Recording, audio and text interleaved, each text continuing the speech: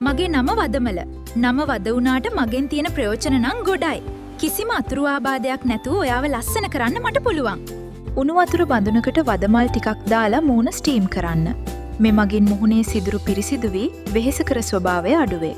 කොණ්ඩේ සුවඳට සහ සොෆ්ට්නස් එකට තියාගන්න ඕන නම් වදමල් පෙති පොල් තෙල් වල රැයක් දමා ඊළඟ දවසේ හිසේ ආලේප කරන්න. කොණ්ඩේ සිනිඳු වෙලා හොඳ සුවඳක් ලැබෙනවා. ඔයාගේ මුහුණට දිලිසෙන ග්ලෝ ලුක් එකක් ගන්න ඕන නම් අඹරාගත් වදමල් පෙති ටිකකට කිරිමේස හැන්දක් සහ මී පැණි ටිකක් එක් කර මුහුණේ ආලේප කර විනාඩි 15කින් පස්සේ සෝදාන්න. සම මත්තු වෙලා ෆ්‍රෙෂ් ලුක් එකක් ගන්න පුළුවන්. වදමල් වතුරේ පොඟවා ස්ප්‍රේ බොටල් එකකට දාලා බොඩි මිස්ට් එකක් වගේ භාවිතා කරන්න.